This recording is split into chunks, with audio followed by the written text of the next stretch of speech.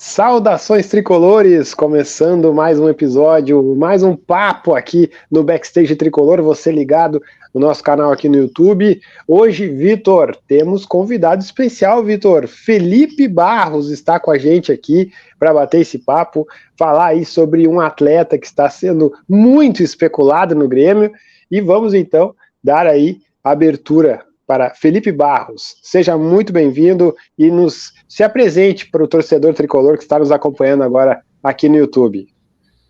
Fala, Rafael. Fala, Vitor, né? Bom dia, boa tarde, boa noite, né? No YouTube o pessoal pode ver a qualquer momento a nossa conversa. O pessoal, a torcida gremista chegou em peso lá nas minhas redes sociais depois do YouTube, né? O pessoal está conhecendo o meu trabalho. Eu tenho um canal, a FBTV, sou jornalista formado também. E se dentre as muitas coisas que eu faço, que o pessoal mais gosta, mais assiste lá, são os scouts, que é toda a contratação do Grêmio, do Remo, do Bahia, do Fluminense, do Vasco, que tem no futebol brasileiro. Sim. E 1-2 horinhas sai um scout com os números, a minha opinião, sobre os atletas. Eu, da vez, é o YouTube, né? Juan Manuel YouTube. Coloquei o vídeo, cara. Acho que foi bem no dia que surgiu a especulação, porque esse foi rápido, né? Surgiu a especulação, logo depois já veio a notícia que ele estava chegando. Aí a galera do Grêmio chegou em peso, começou a conhecer meu trabalho. Eu tô aqui para bater esse papo sobre Grêmio, contratações e futebol em geral com a galera.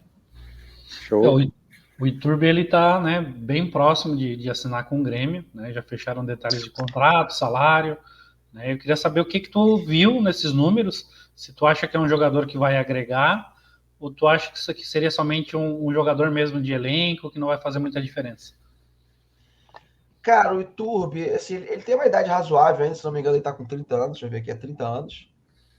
Tem, na teoria, não é um jogador, é um jogador experiente, mas não é um cara acabado pro futebol, né? Assim, qualidade técnica, Rafa e Vitor e amigos, assim, é inegável que ele tem. É um cara, pô, de futebol internacional, né? Jogou na Roma, por exemplo, em bom nível. Jogou até no futebol mexicano razoavelmente bem e agora tava na Grécia, cara. Assim, na Grécia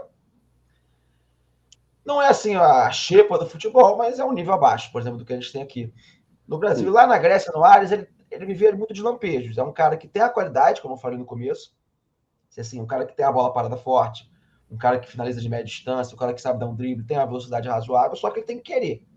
Né? Aquele cara que normalmente a gente chama aqui que falta um pouco de intensidade em muitos momentos, falta aquela querência. Assim, ele querendo, ele chegando aqui, não, vou botar a cabeça no lugar, vou jogar me dedicar da minha melhor forma possível. Eu acho que é um cara que pode agregar ao elenco do Grêmio. Eu não acho que ele vai chegar para ser um titular absoluto. É um cara que vai jogar muitas vezes, vai ficar no banco em outros, mas assim, tem qualidade para ajudar o elenco do Grêmio. Não vejo ele chegando para mudar o patamar do time, nada disso, é um titular absoluto. Como, por exemplo, acho que o Michael seria, que é outro nome que estão especulando. Acho que ele hoje está no nível abaixo. Mas é um cara que quando jogar ali, o Grêmio, as opções de lado de campo do Grêmio não estão lá nas graças da torcida ultimamente, né? Eu acho que ele tem mais potencial para agregar do que esse pessoal que vem entrando. Mas, vamos dizer assim, um jogador nota 6 hoje, para dentro de elenco assim, no futebol brasileiro. E tu, como torcedor do Fluminense, tu gostaria do Iturbe no teu time? Cara, assim, o Iturbe, tecnicamente, ele é bem melhor do que boa parte dos jogadores que estão no elenco do Fluminense, principalmente o pessoal do banco de reserva. Né? Ele não seria um titular no Fluminense hoje. Mas por característica, talvez eu tentasse um jogador com um pouco mais de velocidade para o elenco do Fluminense. O elenco do Fluminense é um elenco que tem muito jogador técnico, mas é muito jogador que aproxima, né? Aquele jogo do Diniz e tal. Falta, às vezes, um cara, mal comparando como o Keno. O Fluminense tem um jogador só como o Keno, que já, hoje em dia nem é mais tão veloz assim. Mas por característica, é um cara mais de botar a bola na frente e sair correndo. O YouTube não é lento, mas ele é um cara mais técnico, um cara que participa mais na troca de passe. No esquema do Diniz, eu acredito que ele faria um jogo mais de aproximação, né? Do que um jogo de ataque ao espaço, correr nas costas da defesa.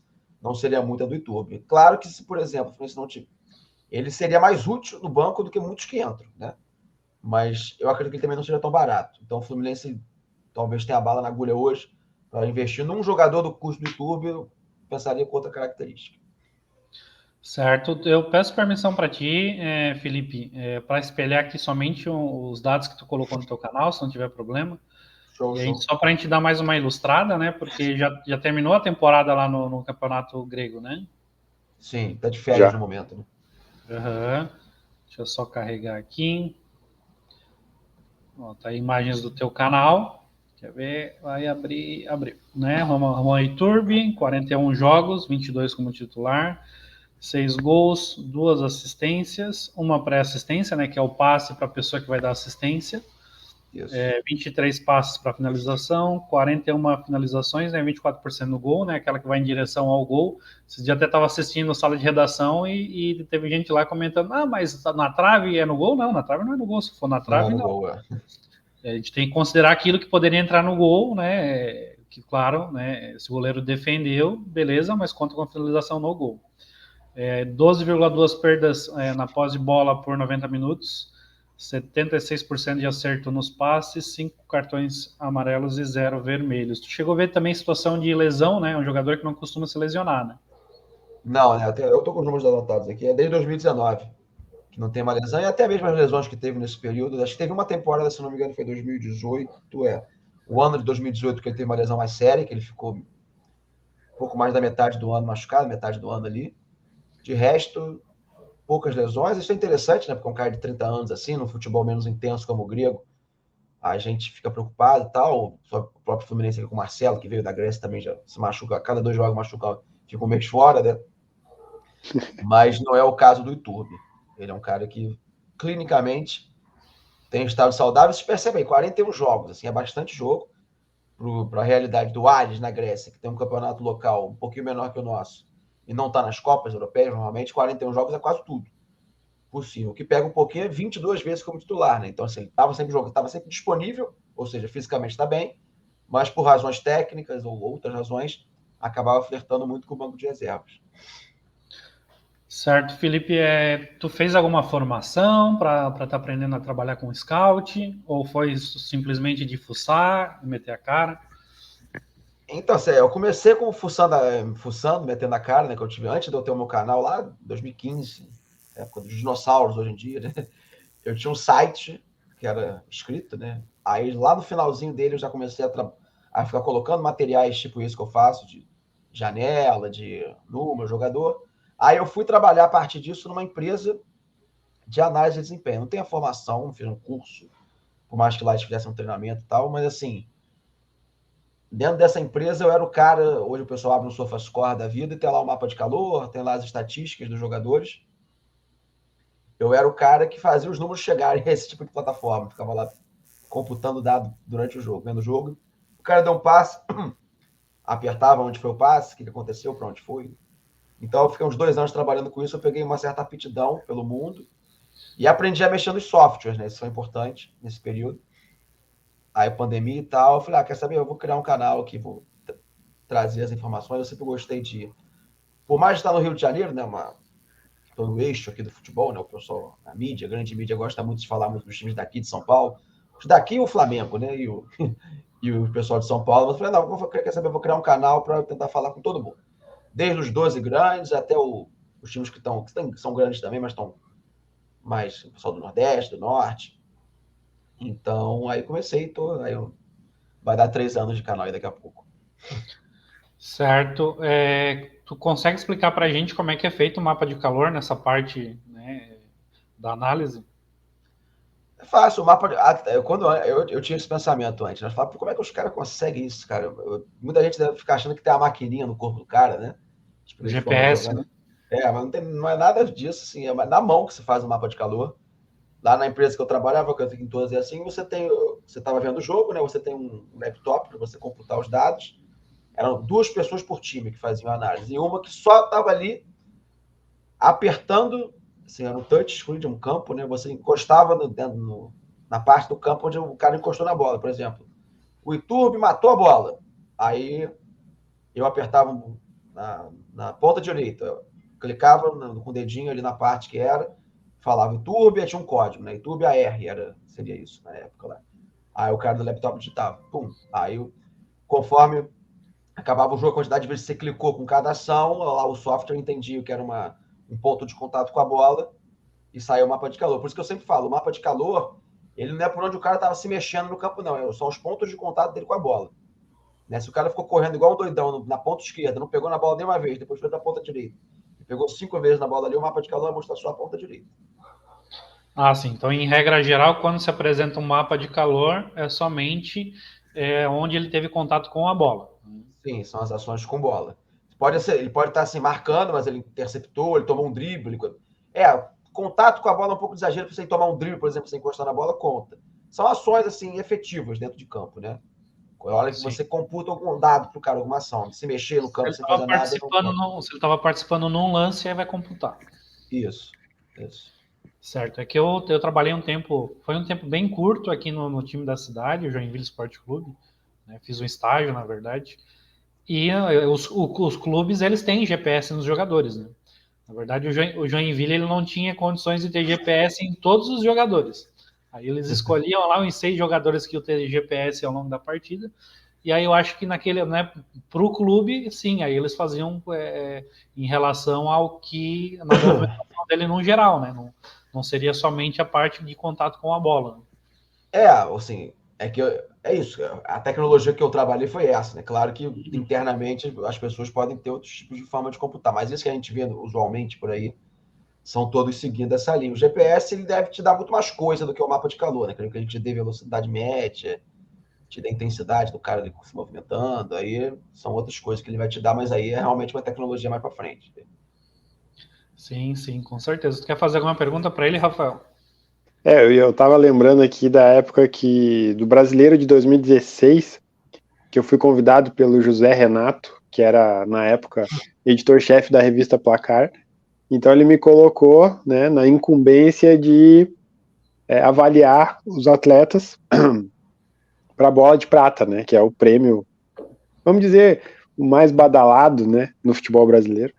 Então eu tive essa missão aí, né, de assistir o jogo e dar nota para todos os jogadores, né?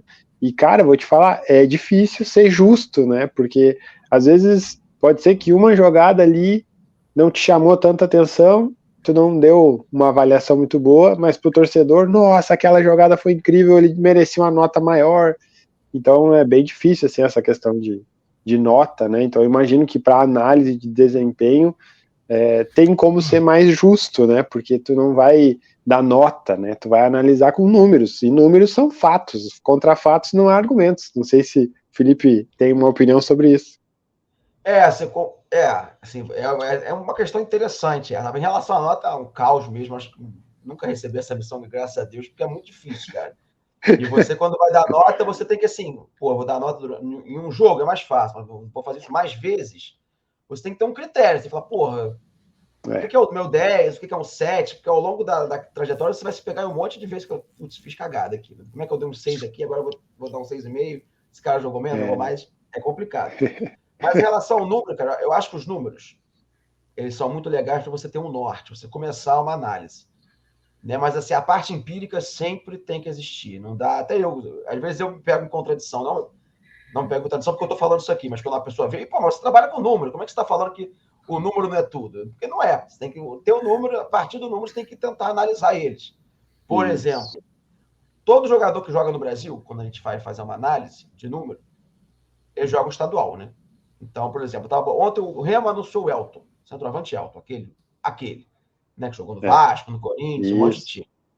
Aí tá lá, ele fez 12 gols ano passado. Você fala assim, 37 anos e tal, número ok. Aí você vai ver os gols. Dos 12, se não me engano, foram 8 de pênalti. Aí já mudou. Já tem que ver um pouquinho. Aí se você traz um cara que tá jogando, sei lá, na Argentina e faz 12 gols, beleza, ele fez 12 gols em campeonatos nacionais ou continentais, só tem essa opção. Um cara que faz 12 gols no Brasil, às vezes fez 10 dos 12 no campeonato mato-grossense. Podia ser o caso do Elton, não foi.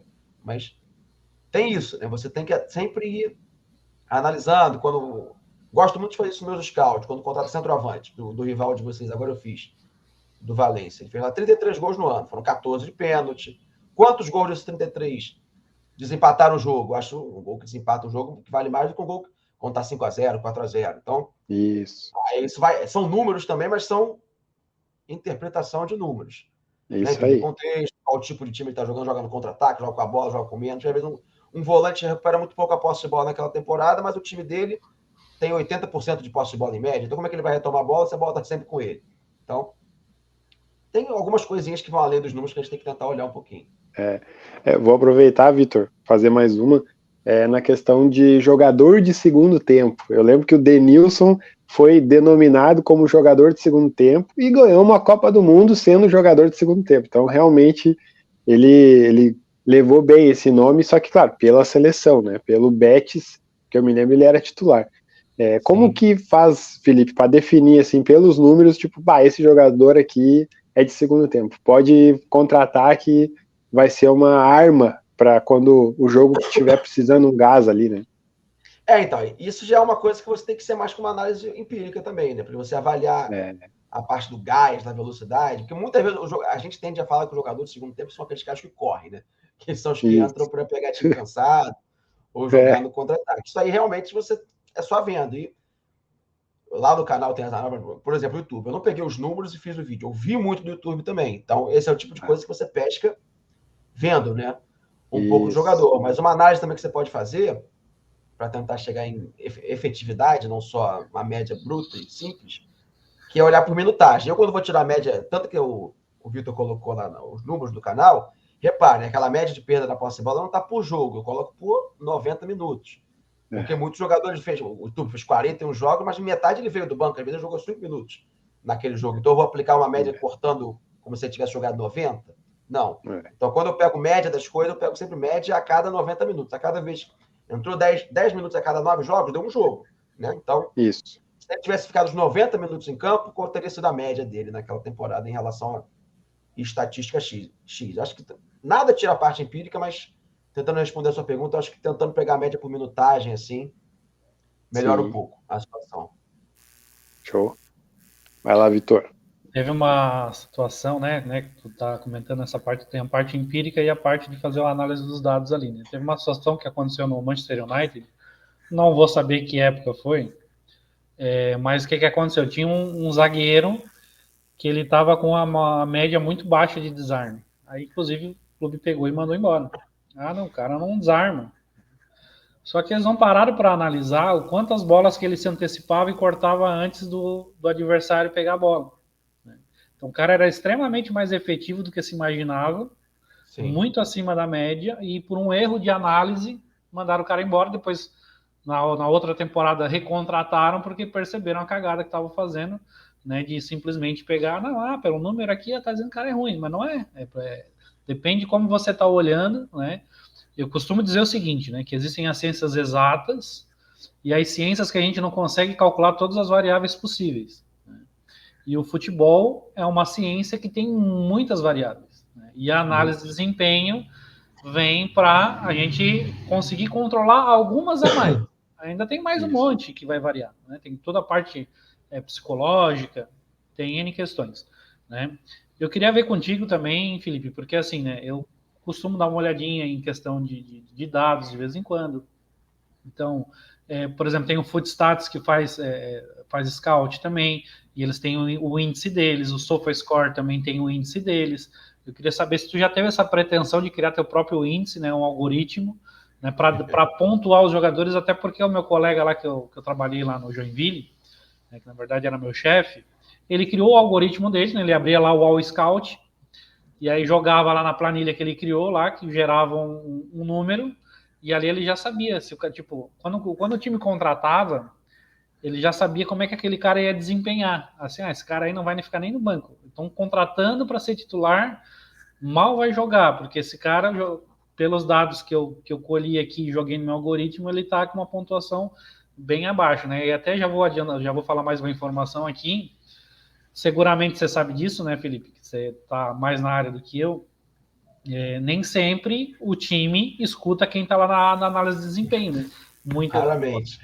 Raramente. Então é muito da vaidade de quem tem um comando, né? Tem quem manda no clube, quem abre a carteira para contratar, tem muito essa questão de vaidade, e às vezes o cara está lá, é um mero figurante, né? Um cara que está lá porque todo mundo tem, mas não se sabe utilizar. Isso aí, pô. Tava fazendo uma live no meu canal ontem e falei exatamente sobre isso por muitos minutos. Em relação a índice, cara, eu não tenho essa pretensão. Primeiro que assim, programação, essa parte de si, eu não sei nada. Então, para eu criar um treco desse, eu ia ter que ter algum sócio do meu lado, fazendo só ele desenvolver tudo e eu só falar os critérios, né? Também são importantes. Mas, assim, Eu tenho um pouco de trauma com esse negócio de nota final, muito pela empresa que eu trabalhava lá, o negócio também tinha uma nota, e as notas eram horríveis. Sempre que eu via a nota, eu falava que coisa horrorosa que esse software fez aqui com os dados, pegou e deu uma nota. Você pegava assim, o melhor jogador do mundo era o Messi, lá, a nota dele era 7. Eu falei, porra, 7? Que merda. Caramba, pô, como é que pode o negócio desse? Eu já ficava traumatizado. E assim, hoje o pessoal usa muito a nota do SofaScore, né, que é um ótimo software. Mas é isso, não pode fechar o olho e usar a nota assim, porque a nota assim é complicado, cara. Eu não sei como é o critério dos caras lá para chegar em nota, mas se você pegar os números brutos, só sair somando e dar um índice, você vai tirar uma parte importante do futebol, que é contexto, que é a hora que as coisas acontecem, o que origina-se depois da jogada. Normalmente os softwares pegam. Se ele errar um passe, um gol, depois você deve ter um peso. Né? Mas qual foi a parte do campo que ele errou um passe? Qual foi o contexto? Foi uma hora importante do jogo? Assim, estava ganhando, estava perdendo, passou a errar mais, a errar menos. São coisas assim que na minha cabeça são bem importantes. Eu não sei se um software pega isso como uma... Se eu conseguisse desenvolver um que pegasse tudo isso, eu pensaria, né? Tendo alguém para desenvolver a parte da máquina para mim. Mas assim, hoje em dia não. Muito complicado. Tanto que eu nem chego... O pessoal ainda fica falando, dá nota pro jogador no final dos carros. Não vou fazer nada disso não. Aí depois eu vou dar um 7 para um, depois 2 anos depois eu vou dar um 7 para outro que jogou bem menos. Aí vai ser uma confusão danada. Vai sem nota. Então, os números, na minha opinião, já dá confusão assim, imagina com nota.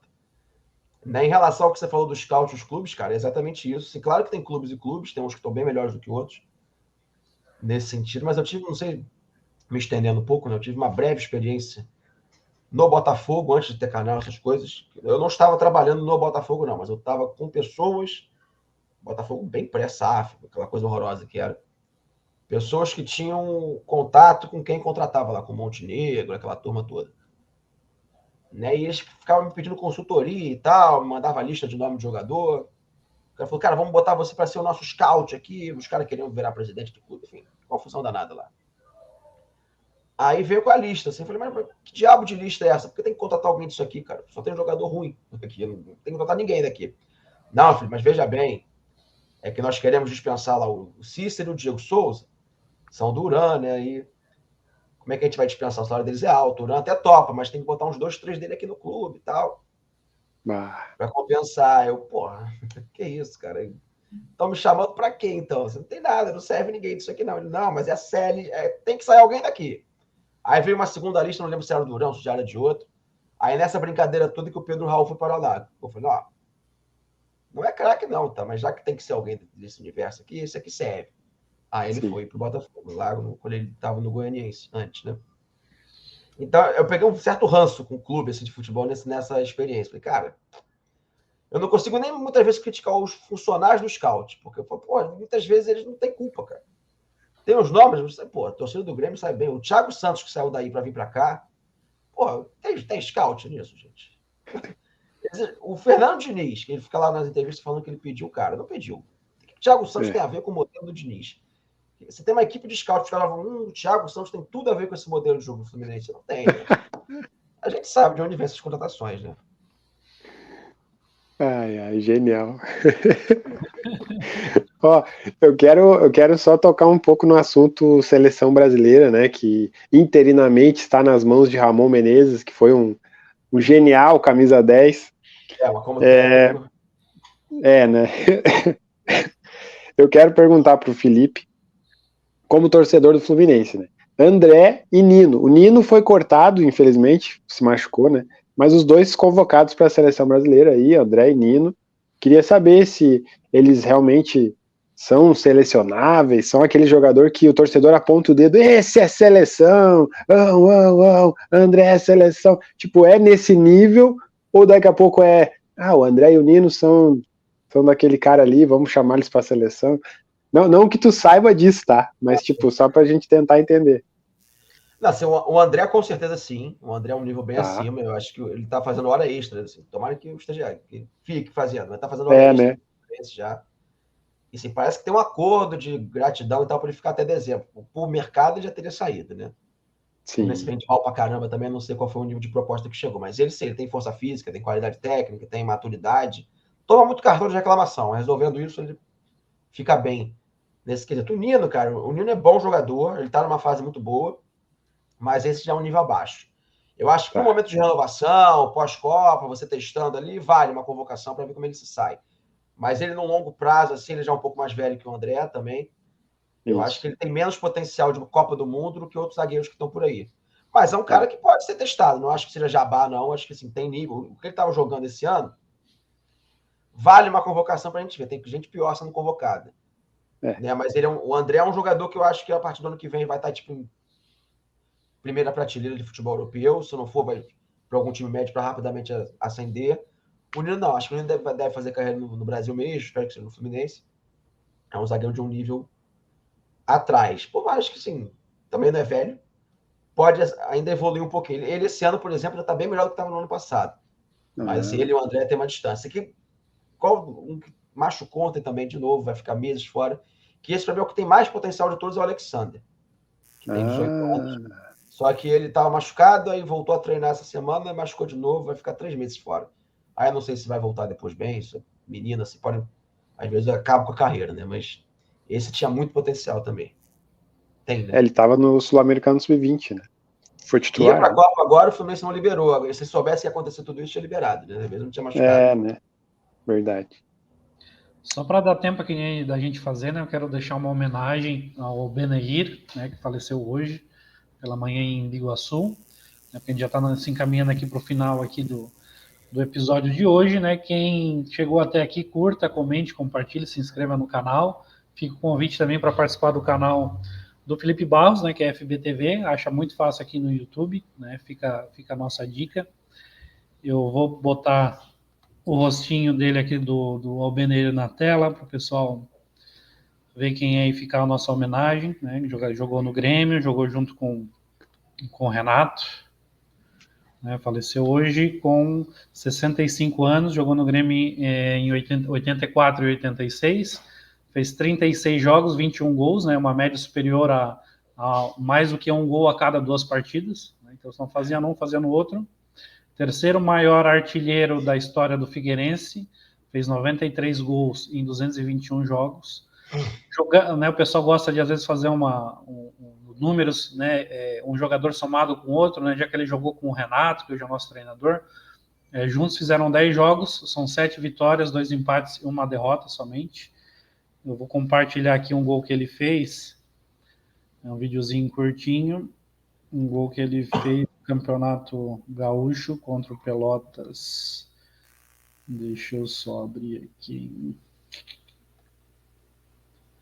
Pode fazer um comentário aí também se quiser, Rafael, né? Um jogador que não é das fases mais recentes, mas era um jogador que era centroavante, enquanto o Renato jogava pela ponta direita. Era um jogador que era centroavante, jogou muito em clubes catarinenses. Deixa eu botar aqui. Eu tô vendo aqui que ele não chegou a disputar brasileiro pelo Grêmio, apenas campeonato gaúcho. Talvez por isso a média de gols alta. Sim, também, mas tem jogador que nem assim faz bastante gols, né? Deixa eu soltar aqui um dos gols que ele fez. Um gol de cabeça típico de centroavante. E vou postar aqui também só um pedacinho aqui de uma entrevista mais recente que ele deu. Mais recente, mas já tem 8 anos já, né? Só para o pessoal visualizar aí quem que era a pessoa. E fica a nossa homenagem. Ele usou a lei do ex, ele fez 2 gols no Grêmio. Albenair Marques Pereira. Números da Grêmio pede, né? Certamente tem lá. Para o torcedor voltar para o Scarpelli. Rodou por Havaí, jogou no Marcelo Dias, dessa situação, jogou aqui em Joinville também. Tem que ser. Aí ele estava fazendo uma convocação para a torcida do Figueirense. Passou um pouquinho da hora, mas tem muito tempo ainda. Né? Um jogo há 8 anos torcedor atrás. Mostra realmente rodou muito tempo aqui para Santa Catarina, apesar de ser mineiro. Mas faleceu em Iguaçu, a cidade do Marquinhos. E aplaudir e vaiar se for preciso, mas que venha ao estádio. Fica aí nosso registro.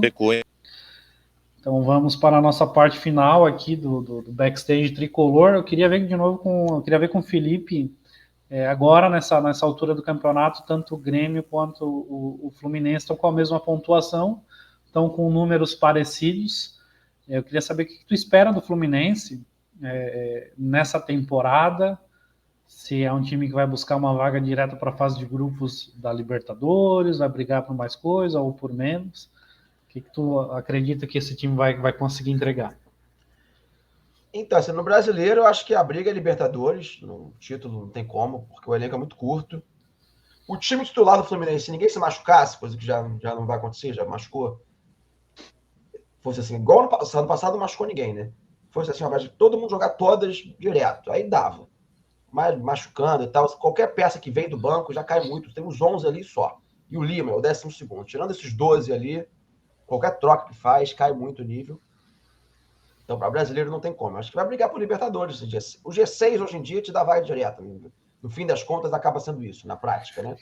Porque o campeão da Copa do Brasil está sempre ali dentro, o da Libertadores sempre brasileiro também está ali dentro, e acaba abrindo vaga. Esse ano ainda tem o pessoal da Sul-Americana. O Botafogo, por exemplo, é um forte candidato. Na Sul-Americana deve estar no G6. Então, acho que é essa briga aí. G6, que acaba sendo vaga direta, e na Libertadores. Aí a mata-mata, também já acho difícil, com esse desfalque do Alexandre já dificulta muito, não sei se vai vender gente no meio do ano, mas sim, placar o nível de futebol que estavam jogando há 40 dias atrás, no mata-mata ali, acho que é possível, se der sorte no emparelhamento e tal. Mais que isso é complicado. Eu não sei se o Rafael queria entrar nesse assunto quando ele puxou a palavra da última vez, mas hoje o Fluminense é comandado pelo Fernando Diniz, um técnico que ou o pessoal ama ou o pessoal odeia, principalmente o pessoal de fora, né? Não sei como é que é geralmente a relação do torcedor do Fluminense com ele, queria saber da tua. Mas tu ama ou tu odeia? Não, eu amo, mas assim... Depende do dia. Tem dia que ama e tem dia que odeia. Porque... Mas é isso, gente. Toda pessoa tem defeitos, né? Não é porque eu sou fã, assim, ó, eu gosto do método de jogo, eu sou a favor. Quando ele saiu lá em 2019 com aquele aproveitamento horroroso, eu queria que ele ficasse naquela época, você vê. Só que tem coisas que você tem que melhorar, né? Não é porque estava tudo bem outro dia, agora ele era perfeito, não é porque agora que está tudo mais ou menos, ele é um cocô. Não é assim. Eu acho que ele brasileiro hoje, se fosse escolher um técnico, seria ele mesmo. O Tite poderia ser, mas o Tite não vai trabalhar no Fluminense, né? Não vai trabalhar em lugar nenhum, mesmo que viesse para o Brasil, não ia ser para o Fluminense, não tem dinheiro. Mas, assim, dos brasileiros possíveis, para mim, ele é a melhor opção para o Fluminense. Faz um modelo de jogo que eu gosto. Só que ele tem um grande defeito, que dentro do clube do Fluminense hoje é um defeitaço, que ele se submete lá às coisas extracampo ali, bota jogadores questionáveis, ele aceita servir de escudo para o presidente. Ele vai lá e fala que o Thiago Santos foi ele que pediu, só que não foi, a gente sabe que não foi. Enfim. E coloca esse tipo de jogador para jogar. No último jogo agora no Fluminense contra o Goiás, entrou lá o Alexandre Jesus. O cara é centroavante. Ele é empresariado pelo empresário do Fred, que é dirigente do Fluminense hoje. Aí entrou como lateral esquerdo. Você tinha 2 laterais esquerdos da base no banco. Então, assim, por que esse cara entra? Ele se submete a essas coisas, né? Mas enquanto ele não melhorar isso, vai ser um pouco difícil. Ele gosta muito de medalhão. Ano passado, não sei se o pessoal vai lembrar, na Copa do Brasil, contra o Corinthians, o André estava suspenso contra o Wellington, tendo o Alexander já disponível, por exemplo, tinha o Iago, o Felipe. No banco, ele tem esses defeitos, mas a nível de trabalho, assim, a capacidade dele de fazer algo positivo dentro de campo, gosto muito. Mas está no momento que tiveram algumas lesões, ele não soube se virar muito bem. E tu acha que seria um nome para a seleção brasileira? Não. Acho que no primeiro que eu não quero que ele saia do Fluminense, mas acho que ainda está um pouco cru por questões como essa que eu falei. Acho que ainda precisa maturar um pouquinho. E tenho minhas dúvidas se ele conseguiria, com tanto pouco tempo de trabalho, que são os encontros de seleção, fazer o que ele faz nos clubes, cara.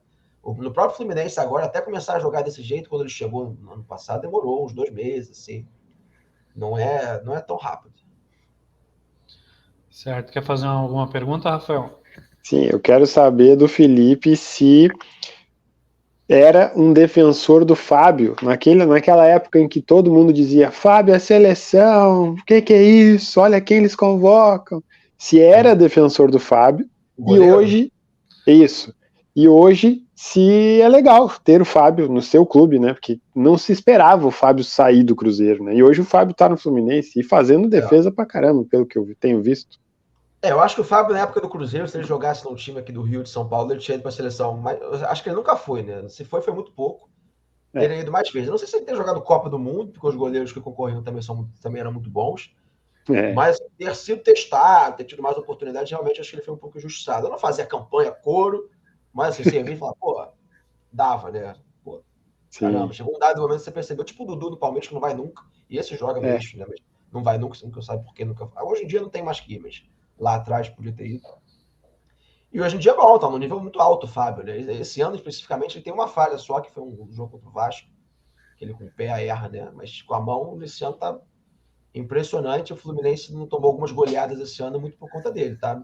Me surpreendendo, não imaginava que ele ia estar num nível tão alto assim não com essa idade. Sim.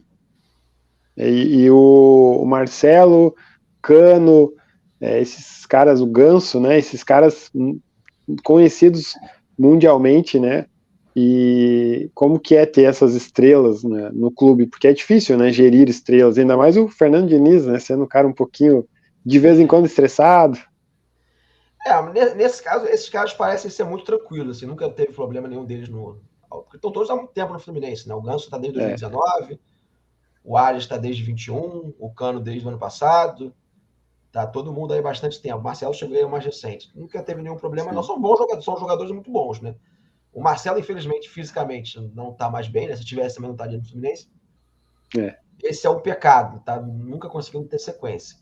Os outros, cara, são pilar do Fluminense. Ao lado do Ares e do André, né? São os caras que fazem a roda girar. São jogadores muito bons. O Cano, tecnicamente, às vezes ele não é tão bom quanto o Tiquinho, por exemplo, fora da área, mas finalizando, ele se posicionando, é um cara muito acima da média. O Ganso é genial. Ele com o Diniz ali melhora mais ainda. Acho que ele é fundamental para o Fluminense hoje em dia.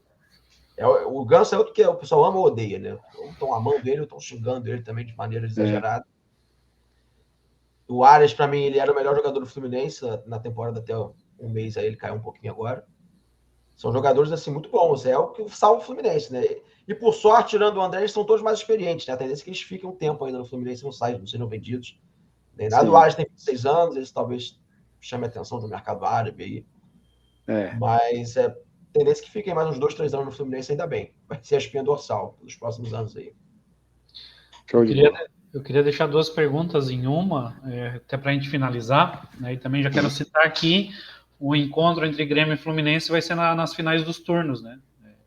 Então, na última rodada, na 19ª rodada e na 38ª, né, teremos Grêmio e Fluminense, né? Pode definir alguma coisa para os dois lados, né? Pelo menos uma vaga na Libertadores, espero.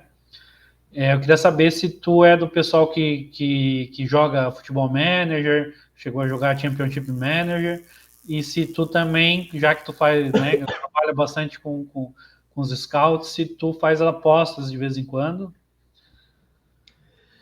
Cara, o FM eu parei de jogar porque se eu jogar no trabalho, né? Porque é um jogo extremamente viciante e eu gosto muito. Verdade. Então eu decidi não jogar mais. Eu tô jogo meus joguinhos de RPG e tal, já faz eu perder às vezes o scout aqui. Então já tá bom, né? Porque o FM não dá, cara. Se eu abrir o FM agora, 11h50 da manhã, eu só fecho 2 da manhã, não dá. Então não tem como. Não consigo não jogar, parar de jogar se eu começar. E aposta, cara, eu já fiz mais. Né? Hoje eu sou patrocinado por uma casa, então fica até mais complicado eu ficar apostando e tal. Eu prefiro não ficar. Pode fazer o jabá aí, se quiser, pode falar da casa, não tem problema nenhum. É a Bet Nacional, né? O meu cupom FB sem clichê, o pessoal se cadastra lá. Mas hoje em dia eu aposto mais de maneira para brincar, assim, de vez em quando, para lá 20, 30, não fico mais. Antigamente eu fazia gestão de banca, ficava lá 5, 4 meses gerenciando ali e tal. Hoje em dia eu faço mais só para brincar e de vez em quando só não fico muito mais ligado, não, porque, sei lá, para você fazer direito, pra você não perder dinheiro, você tem que fazer com muita atenção, muito estudo, e eu não tô com esse tempo, aí prefiro ficar só brincando. E tu joga cartola também? Esse eu já desanimei. Esse ano eu joguei 3 rodadas, já esqueci na 4ª, falei, deixa pra lá. O cartola já teve mais hype, né? Hoje em dia tá meio. Esse ano eu tô sentindo ele meio caidão. Ele dá uma caída de vez em quando, ele dá uma caída, depois ele volta. Né? Eu lembrei do cartola, até porque a gente falou de apostas e tal. Acho que já até comentei com o Rafael, porque o que eu faço? Né? Como eu não tenho essa paciência para estar estudando os times, para estar apostando, eu aposto por lazer, né? Eu vou lá, aposto, vamos fazer por brincadeira, né? E aí, o que eu gosto de fazer? Eu faço no Cartola também. Quando eu quero que um time vá mal, eu vou lá e coloco, aposto naquele time, né? Eu tenho feito isso aí também. Eu vou lá, aposto naquele time. Quando eu quero torcer contra alguma coisa, eu aposto nele, que eu saio ganhando sempre. Ou eu vou ganhar dinheiro, Exatamente. Vai acontecer o que eu queria. E no Cartola eu faço a mesma coisa. Eu quero que esse cara aqui vá mal no jogo. Eu vou lá e coloco ele no time. Às vezes ele vai mal mesmo, muitas vezes. E às vezes acaba dando uma pontuação bacana, né? E também dá um retorno quando eu faço as apostas. Então tá certo, Felipe. Muito obrigado por participar do nosso canal. Né? Gostei muito do papo que a gente teve aqui. Deu pra gente aprender bastante coisa, não só a gente, como quem vai assistindo, está assistindo, enfim. Tenho certeza que o Rafael também gostou da conversa. Né? Né, até como o nosso tempo já se encerrou, eu ia perguntar do Diogo Barbosa, né, que tu até fez scout dele recentemente, mas acredito que a gente vai ter outras oportunidades aí de estar conversando, né, e falando esperar ele ser anunciado. Esperar ele ser anunciado, né, e tá falando aí dos números, né, o Diogo Barbosa, que é um outro que foi pro Fluminense que não deixou saudade nenhuma, né, só a gente fica feliz, né, por vocês terem acolhido o Diogo Barbosa e o Thiago Santos, mas futebol é assim. Não, eu tô até com medo dos próximos que vocês querem mandar embora, porque a parceria tá boa, né? Inclusive o presidente do Fluminense, o Grêmio é cliente do escritório dele de advocacia, né? Tanto quanto estranho. Esses caras que o Grêmio não quer ficar vindo parar pra cá tão rápido assim. Olha, aí a gente vai achar coisa, mas é isso, né? A reação da torcida do Grêmio diz tudo sobre o Diogo Barbosa, né? O Fluminense tem 2 laterais, um da Sub-20, outro da Sub-17 na base, e contrata esse tipo de jogador pagando 200 e poucos mil, porque o Grêmio vai pagar metade, porque era para ser mais de salário, né? Mas a gente não pode falar o que a gente sabe das coisas, né? Só quando puder provar, mas a gente sabe. Pois então. Mas é isso, pessoal. Como eu falo, o Diogo Barbosa até me tirou do prumo. Agradecer o convite aí a galera que acompanhou a gente. E é isso. Sempre que tiver contratação do Grêmio, de qualquer outro time do Brasil, jogadores que vocês queiram ver os números, a minha opinião. Tem live também lá no canal, só correr na FBTV. Show. É isso aí. Valeu, Felipe. Valeu, Rafael. Um abraço, pessoal, que acompanhou o Backstage Tricolor.